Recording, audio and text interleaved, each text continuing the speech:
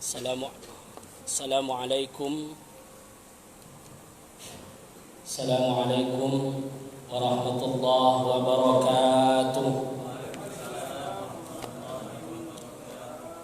Alhamdulillahi rabbil alamin. Wassalatu wassalamu ala asyrafil anbiya'i wal mursalin wa ala alihi wa sahbihi wa man tabi'ahum bi ihsani ila yaumiddin. Asyhadu an la ilaha illallah wahdahu la syarika lah al-malikul haqqul mubin wa asyhadu anna Muhammadan abduhu wa rasuluh shadiqul wa'dil amin. Allahumma salli wa sallim ala sayyidina Muhammadin wa ala alihi wa sahbihi wa man tabi'ahum bi ihsani ila yaumiddin.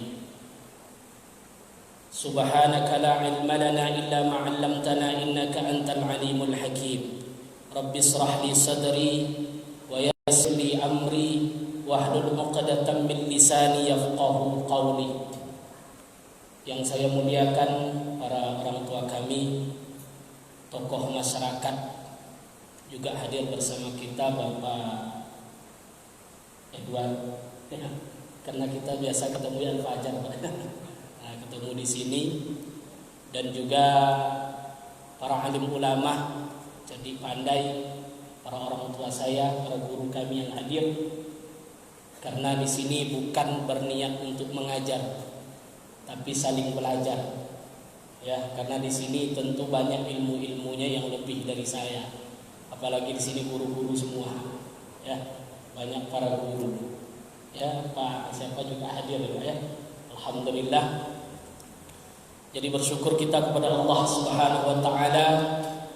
Malam kedua ini kita ketemu lagi.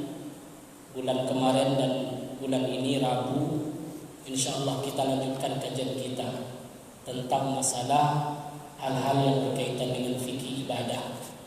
Ya, terima kasih. Bapak Ibu jemaah kaum muslimin rahimakumullah.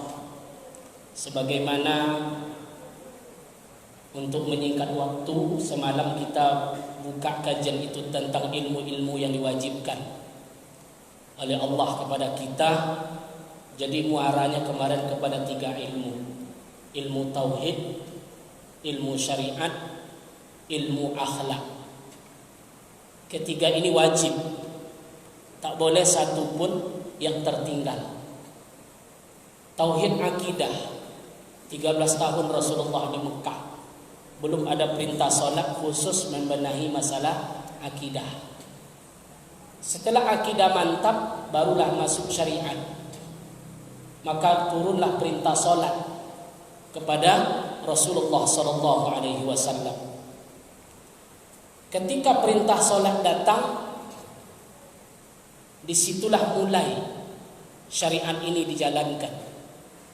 Maka tauhid sudah mantap, syariat sudah bagus, maka muncul ilmu yang ketiga yang kita kaji kemarin, yang disebut dengan ihsan. An ta'budallah ka'annaka tarahu fa in lam takun tarahu fa innallaha yaraka. Engkau menyembah Allah seolah-olah engkau melihat Allah. Bisa tak ibu melihat Allah? Abu, bisa tak ibu melihat Allah? Tidak nampak. Iya Pak. Muncul sekarang kalimat Allah itu di mana? Nah, ini kan kajinya seperti itu. Diajarkan Allah, maka butuh ilmu tauhid di sini. Orang-orang tua dulu cuman kajinya 50 sifat akidah, 50. 20 wajib bagi Allah, 20 wajib mustahil bagi Allah, 1 yang harus bagi Allah, 4 yang wajib bagi Rasul, 4 mustahil bagi Rasul, 1 yang harus bagi Rasul. Jumlahnya 50. Ketika kalimat Allahu Akbar, ihsannya tembus kepada Allah. Tembus dia. Apa itu ihsan tadi? Rasa dalam ibadah. Rasa dalam ibadah. Maka perlu didalimi akhlak tadi. Kalau hanya sebatas syariat, Itu ibarat makan durian, buka kulit nampak isi. Ketika buka kulit nampak isi, Bapak makan, rasanya apa Pak? Lomak, manis. Ketika syariat sudah mantap beribadah kita kepada Allah dengan tauhid yang mantap, rasa ihsan tadi akan muncul. Tentu ada ilmunya. Sub ilmunya apa disebut akhlak atau tasawuf.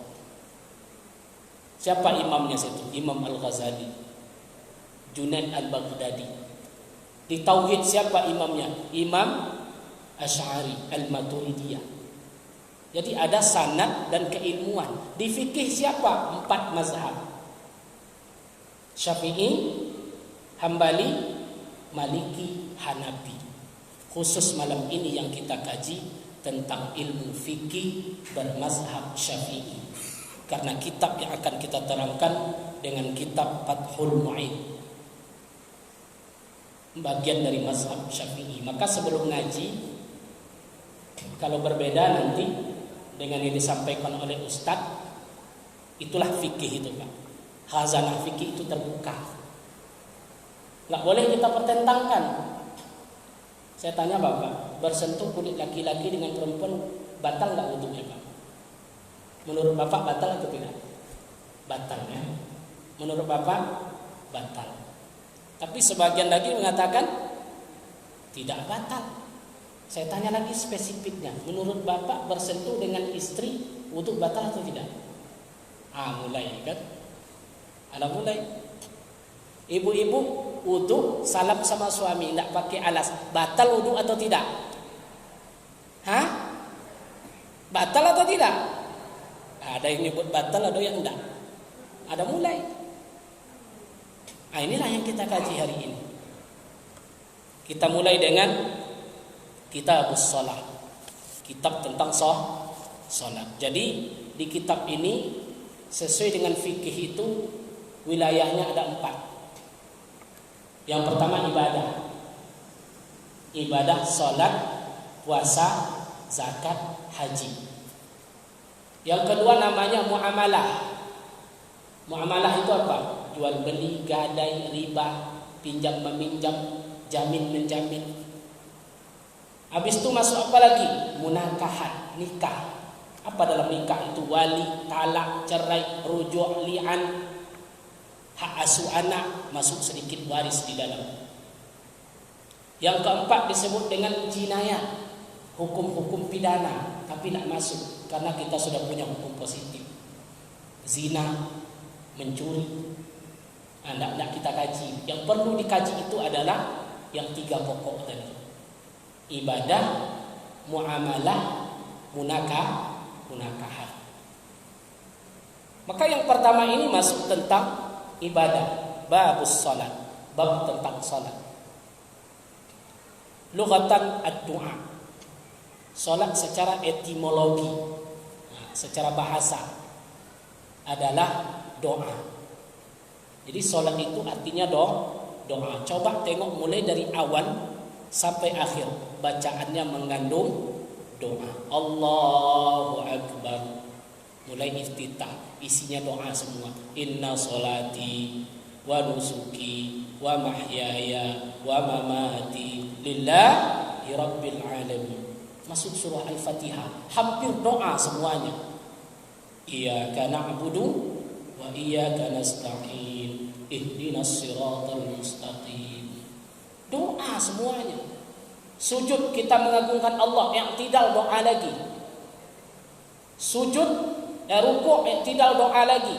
Sujud mengagungkan Allah, duduk antara sujud doa lagi. Rabbighfirli warhamni wajiburni warfa'ni warzuqni wahdini wa'afini wa'fu anni. 8 doa di situ. Maka para ulama menyebut as-salat, salat secara bahasa adalah doa. Secara syariat, secara syarak, apa itu salat? Aqwal wa af'al, perkataan, perbuatan. Mufattaha bit takbir, dimulai dengan takbir. muhtamata bit taslim, ditutup dengan salam. Jadi solat yang dimaksud dengan solat secara syariat mulai dari Allahu Akbar sampai Assalamualaikum warahmatullahi, itulah yang dimaksud dengan solat. Tapi kan dibaca ada yang pakai usolli. Mulai berdebat. Ibu usolli atau tidak? Ada yang usolli atau tidak? Apa hukum baca usolli itu? Jangan-jangan bid'ah. Nama-nama solat Bapak nanti. Bismillahirrahmanirrahim. Usolli fardhul maghribi salasa raka'atin ma'muman lillahi ta'ala. Enggak boleh itu nambah solat. Masuk definisi solat apa tadi Pak? Dimulai dengan takbir, ditutup dengan salam. Mana yang ditambah di situ? Karena usolli sebelum takbir. Karena usolli bukan bagian dari solat, maka tidak menambah solat. Jadi kalau ada orang nanti bid'ah itu tidak boleh usolli itu. Apa dalil, apa alasannya? Nambah solat. Solat mana yang ditambah? Tanyakan apa definisi solat.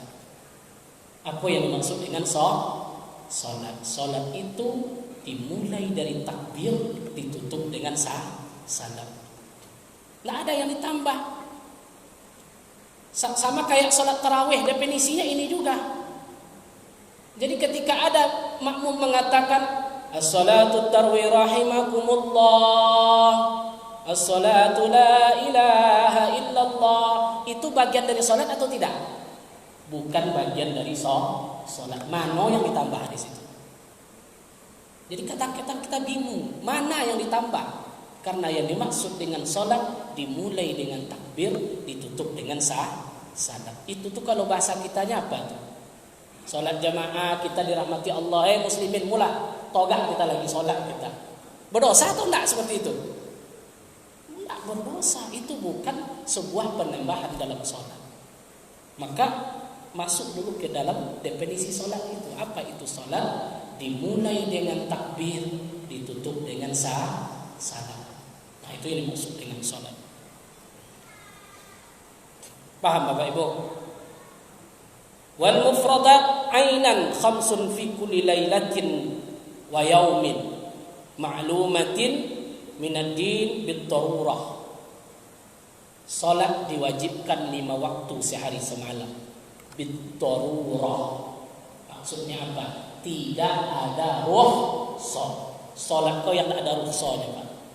Tak bisa berdiri, duduk. Tak bisa duduk, berbaring. Tak bisa berbaring, isyarat mata. Tak bisa isyarat mata, isyarat hati. Tak bisa isyarat hati, habis. Itulah batasnya.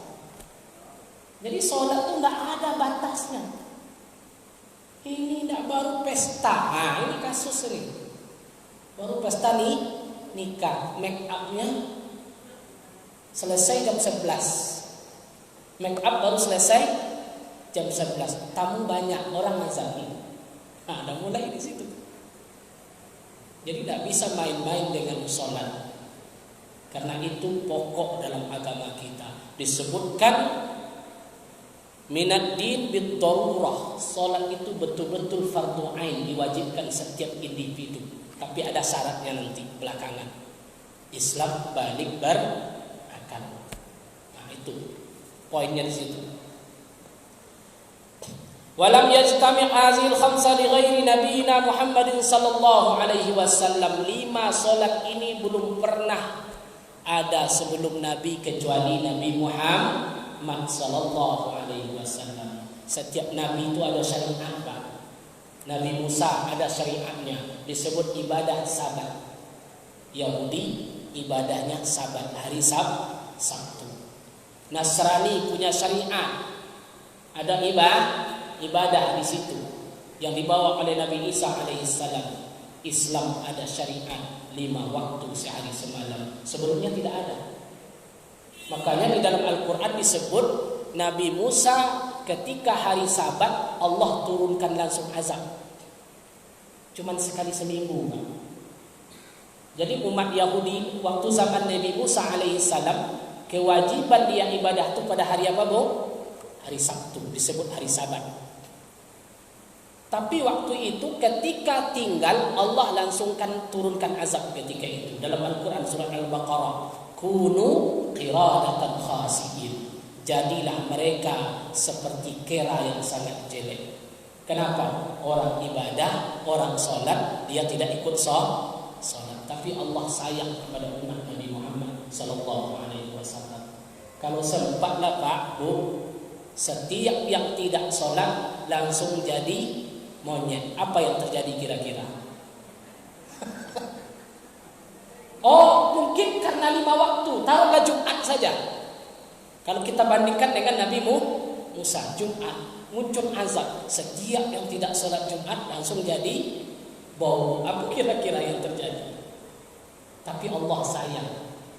Allah sayang kepada umat Nabi Muhammad. Azab tidak diturunkan. Maka muncul hadis, innamal a'malu bil, nah, selalu niat disebut. Innamal a'malu bil khawatim. Innamal a'malu bil khawatim. Setiap amal perbuatan manusia itu dilihat oleh Allah pada akhir hayatnya. Jadi peluang taubat itu besar. Maka jangan pernah kita mengklaim orang semua banyak dosa, karena ada pintu taubat, tapi betul-betul taubat kepada Allah Subhanahu wa taala. Yang ditengok akhirnya. Mungkin dia dulu jarang beramal, tapi ketika dia sudah dekat kepada Allah, dia taubat kepada Allah, betul-betul taubat, sehingga dia dapat husnul khatimah. Tapi taubat itu enggak mengenal waktu. Jangan gara-gara ini nanti rasa-rasanya masih lama. Tidak boleh. Jangan-jangan nanti kita mati ketika belum taubat kepada Allah Subhanahu wa taala. Wa furidat lailatul Isra' ba'da an-nubuwah bi 20 wa 3 ashhur. Diwajibkan pada malam Isra'. Isra' Mi'raj. Kapan itu? Ba'da bi 10 sinin, 10 tahun 3 bulan. 10 tahun 3 bulan. Nah, ini pada 27 Rajab. Berarti tauhid itu 10 tahun, bukan 13. 10 tahun. 10 tahun 3 bulan setelah Nabi diangkat menjadi Rasul, maka Nabi diangkat ke langit waktu Isra Mi'raj. Disitulah perintah solat itu didirikan. Bayangkan itu Bapak Ibu. Rukun Islam ada berapa? 5. Syahadat masuk ke wilayah tauhid. Salat, zakat, puasa, haji. Puasa perintahnya datang, Rasul kakinya di bumi. Allah bilang kepada Jibril, "Hai Jibril, khuz min amwalihim shadaqatan tutahhiruhum wa tuzakkihim biha." Ini zakat. Puasa, ya ayyuhallazina amanu kutiba alaikumus syiyam.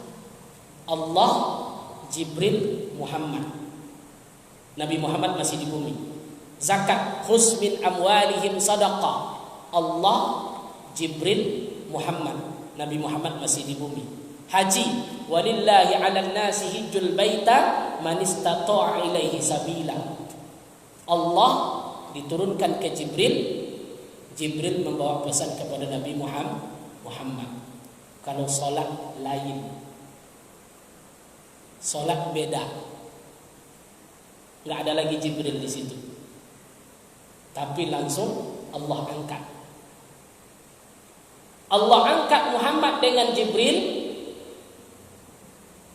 dari Masjidil Haram ke Masjidil Aqsa. Dari Masjidil Aqsa naik ke Raq sampai ke Sidratul Muntaha. Sampai di Sidratul Muntaha lah Allah katakan dalam surat An-Najm. Apa? Fara'a nazlatal ukhra inda Sidratil Muntaha. Ketika itu Muhammad menengok Jibril dalam bentuk yang asli. Jadi selama 10 tahun Jibril datang ke bumi menemui Nabi Muhammad, kadang-kadang seperti bapak-bapak. kadang-kadang seperti orang tua, kadang-kadang seperti anak muda, kadang-kadang melalui mimpi, kadang-kadang seperti bunyi lonceng yang turun kepada Nabi Muhammad sallallahu alaihi wasallam. Tapi ketika menjemput salat sampai Sidratul Muntaha, barulah Nabi terkejut. Indah sekali. Jibril menengokkan wujudnya yang asli. Di mana itu? Di Sidratul Muntaha. Luar biasa indahnya ciptaan Allah. 10 tahun pun Nabi tidak kenal bentuk Jibril. Tapi ketika menjemput salat sampai di Sidratul Muntaha, barulah Nabi menengok Jibril tadi dalam bentuk yang asli. Apa kata Jibril? Hai Muhammad, naik engkau. Saya sendiri, iya, naik engkau. Kenapa wahai Jibril? Batas saya sampai di sini. Batas Jibril sampai Sidratul Muntaha. Karena engkau lebih mulia, maka naik Nabi Muhammad. Naik sampailah dia kehadiran Allah Subhanahu wa taala. Disinilah kelebihan salat itu Bapak Ibu rahimakumullah. Musa menerima wahyu melalui Jibril atau tidak? Pernah tidak melalui Jibril, tapi melalui kalam Allah. Allah langsung bercakap dengan Nabi Musa. Wa kallamallahu Musa taklima. Allah langsung bercakap dengan Musa tanpa perantara Jibril di Bukit Tursina.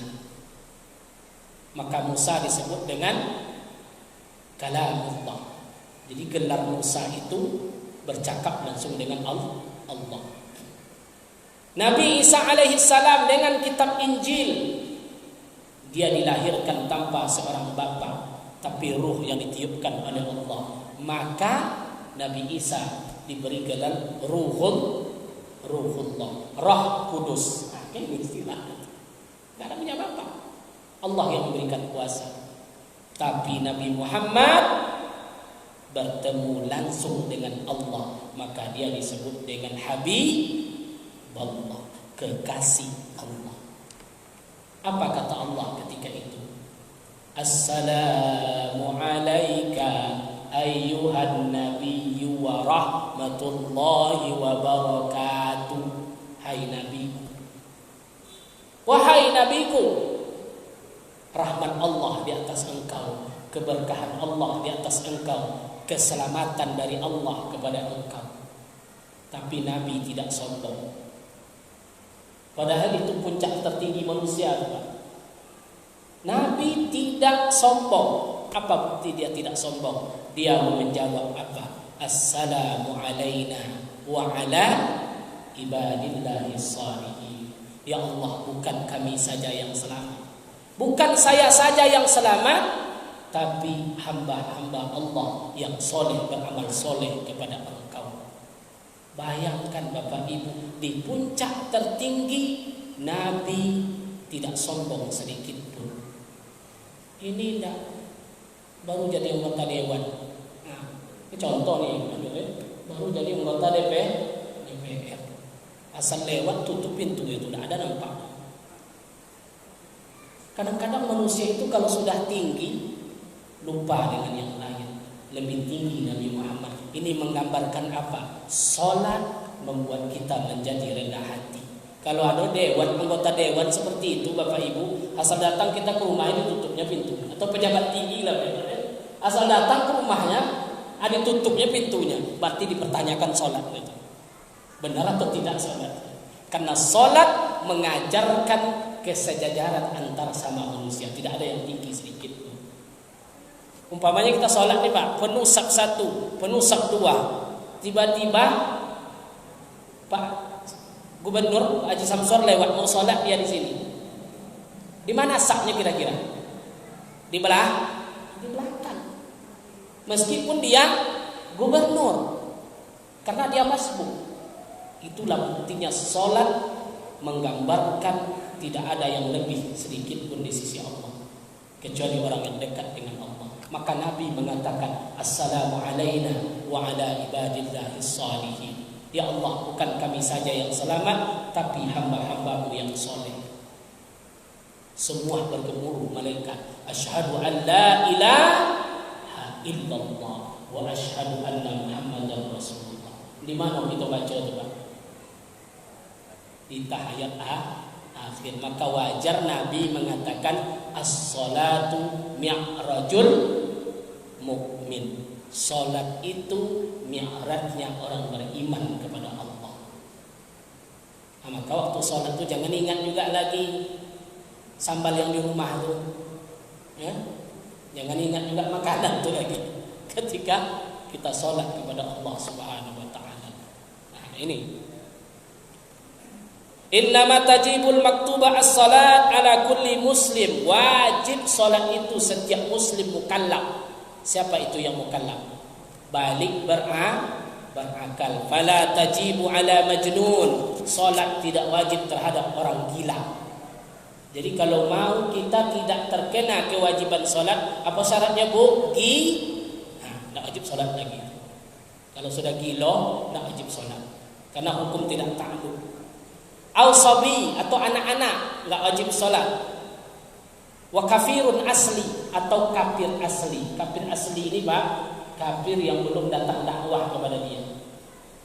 Contohnya orang-orang suku pedalaman, belum masuk dakwah, dia tidak kena hukum.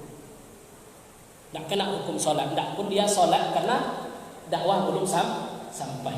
Orang-orang primitif pedalaman yang belum sampai dakwah, maka dia tidak terkena kewajiban salat kepada Allah Subhanahu wa taala. Nah, ini maksud dengan salat. Maka salat-salat ini semuanya diturunkan oleh Allah Subhanahu wa taala di malam Mi'rajnya Rasulullah sallallahu alaihi wasallam. Tapi siangnya belum ada kewajiban salat subuh. Jadi salat pertama kali dilaksanakan oleh Rasulullah adalah salat zuhur. Makanya kalau pergi kita ke pesantren, saya ingat dulu di Darussalam, Ustaz, ya. Tengok jadwal salatnya. Zuhur, asar, maghrib, isya, subuh. Pergi pula ke pondok kitab-kitab kuning. Zuhur, asar, maghrib, isya, subuh. Apa maknanya? Rupa ketemu di kitab. Salat pertama kali apa? Zuhur. Karena subuh belum tahu caranya. Jadi ketika zuhur itu Jibril turun, "Hai Muhammad, ikuti saya." Maka salat itu langsung dari Jibril atas perintah Allah. Maka Nabi mengatakan, "Usalli kama ra'aitumuni usalli, sallu kama ra'aitumuni usalli." Salatlah kamu sebagaimana aku salat. Maka zuhur 4 rakaat. Itu qat'i hukumnya, tidak boleh dirubah. Asar 4, maghrib 3, isya 4, subuh 2. Jadi subuh ini salat paling terakhir dilaksanakan oleh Rasulullah sallallahu alaihi wasallam. Jadi zuhur salat pertama. Wa yu'maru sabiyan, wajib diperintahkan. Ini fardu, Pak, wajib hukumnya. Berdosa Bapak, Ibu kalau punya anak tidak diperintahkan. Siapa? Zu sabiyan, mumayyiz, umur 7 tahun. Jadi kalau ada umur anak 7 tahun, bapak ibunya cuek, tidak memerintahkan dia salat, berdosa dia kepada Allah Subhanahu wa taala. Tapi itu baru perintah. Ya, baru perintah di situ. Wa yutrabu 'alaiha, pukul dia. Ghairu mabruh, pukul yang tidak menyebabkan celaka. Artinya apa? Pukul yang mendidik. Rasul merintahkan, pukul dia, dan hukumnya wajib secara mendidik. Alaiha li ashrin ba'da istikmaliha, sudah cukup umurnya 10 tahun. Sempurna 10 tahun wajib dipukul kalau dia tidak sholat. Jadi jangan memahami Islam itu keras, karena pukul di situ disebut ghairu mabruh, pukul yang memberikan adab, bukan pukul memarahi. Supaya dia mau untuk sholat. Lil hadis, karena ada hadis sahih, murrus sabih bis salat, suruhlah anakmu sholat, iza balagha sab'a sinin, apabila umurnya sudah 7 tahun. Wa iza balagha 10 sinin fadribu 'alaiha, kalau seandainya sudah sampai umurnya 10 tahun, pukullah dia kalau dia tidak mau melaksanakan salat. Apa hikmahnya? Supaya dia terlatih untuk salat kepada Allah Subhanahu wa taala. Ini menyangkut tentang hal-hal yang berkaitan dengan salat, baik secara bahasa ataupun secara syariah, secara syara'. Faslun fis salat, pasal tentang hukum-hukum salat. Masuk kita lagi. Karena salat Bapak Ibu harus ada ilmunya. Ilmu dalam salat itu 4 pokok. Berapa pokok ilmu dalam salat? 4. 4 ini mesti kita ketahui. Yang pertama, syarat-syarat salat. Yang kedua, rukun-rukun salat. Yang ketiga, sunnah-sunnah salat. Yang keempat, yang membatalkan salat. Jadi dalam salat itu ada 4 unsur Bapak Ibu yang harus kita ketahui caranya. Jadi jangan salat orang nanti salat kita. Jadi salat itu rupanya ada 4 unsur. Ada syarat, ada rukun, ada sunnah, ada yang membatalkan salat. Syarat rukun tinggal, salat tidak sah. Sunnah salat tinggal, salat tidak sempurna. Yang membatalkan salat terbuat, salat juga tidak sah. Makanya perlu kita ketahui apa-apa saja syarat sebelum salat. Asyurutus salat, syarat-syarat salat. Apa yang dimaksud dengan syarat? Ma yatawaffaq alaihi sihhatus salat, barang yang terhenti di atasnya sahnya salat. Kalau syarat belum cukup, salat tidak sah. Jadi sebelum kita salat harus ada 5 syaratnya. Kalau salah satu yang 5 ini tinggal, maka salat tidak sah, tidak diterima oleh Allah Subhanahu wa taala. Wa qaddima syurut, didahulukan syarat. Kenapa? Li'annaha awwala bitaqdim, karena syarat itu dilaksanakan sebelum salat, maka syarat didahulukan. Jadi maka didahulukan syarat dulu. Kenapa didahulukan syarat? Karena syarat dibuat sebelum salat. Sama kita kerja di bank, anak mau masuk bank. Apa syarat kerja di bank? Pertama S1. Kedua, punya kendaraan sendiri. Yang ketiga, belum bersuami. Berarti syaratnya 3. Yang pertama S1, yang kedua punya kendaraan sendiri, yang ketiga belum punya suami. Datang kita ke bank tadi. Rupanya apa? S1-nya tidak ada. Kira-kira diterima oleh bank atau tidak? Belum. Begitu juga sholat. Kita ini sudah mantap nih mau sholat, khusyuknya bukan main, tapi syarat tinggal 1. Maka ketika itu sholat kita tidak sah. Tidak sah sholat kita itu. Berapa syarat sholat? Syurutus sholati khamsah. Syarat sholat itu ada 5. Berapa banyak apa? 5. Yang pertama, at-taharah. Apa arti at-taharah? Suci. Jadi syarat mutlak sholat yang pertama adalah suci. Nanti kita bahas suci tadi. Apa itu suci? Nanti kita bahas. Yang kedua, apalagi syarat sebelum sholat? Yang pertama suci. Dari mana sucinya? Dari hadas. Jadi syarat sholat yang pertama suci dari hadas. Syarat sholat yang kedua bersih, nazaf. Apa? Minan najis, dari najis. Itu ada 3 tempat yang suci: badan, pakaian, tempat. Allahu Akbar. Pas sujud nempel tai cicak di sini. Cicak itu tainya najis atau tidak?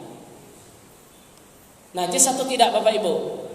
Najis. Sah nggak sholatnya? Nanti kita bahas. Maka jangan libur untuk ngaji. Ini panjang pembahasan karena najis itu banyak. Ada mughallazah, ada mukhaffafah, ada najis mutawassithah. Itu pembagian zatnya. Ada lagi najis yang dibagi kering atau basah. Kita pending dulu. Yang ketiga apalagi syarat sebelum sholat? Sitrul aurah, menutup aurat. Aurat mesti ditutup.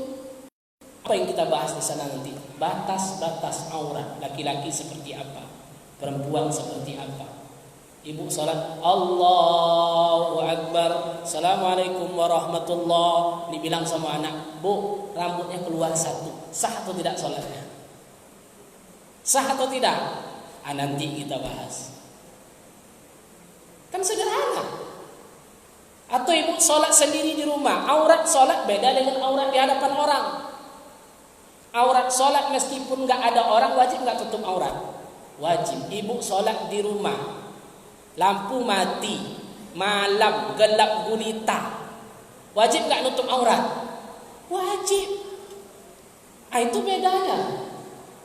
Salat ibu tadi Allahu Akbar, pas sujud muncul kipas angin, dikipas sedikit mukena, nampak telapak kaki. Sah atau tidak salatnya? Nanti jawabannya. Azan. Harusnya ada 10 menit tanya jawab tadi. Oke, kita cukupkan dulu syarat salatnya ada 5 tadi. Yang pertama suci dari hadas. Yang kedua suci dari najis. Yang ketiga menutup aurat. Yang keempat istiqbalul qiblat, menghadap kiblat. Bagaimana salat di pesawat? Nanti pembahasannya. Yang kelima, apalagi syarat sebelum salat? Dukhulul waktu, masuk waktu. Tentu waktu tadi ada nanti. Zawal itu seperti apa? Ghurub itu seperti apa? Bukan jam. Kalau jam bukan ilmu.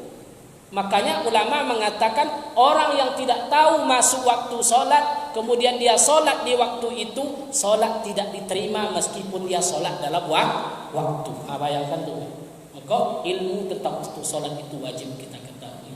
Mohon maaf, mungkin pertemuan selanjutnya kita bahas. Kita adakan tanya jawab sedikit, kita batasi waktunya nanti. Wallahu muwaffiq ila aqwamit thariq. Wassalamualaikum warahmatullahi wabarakatuh.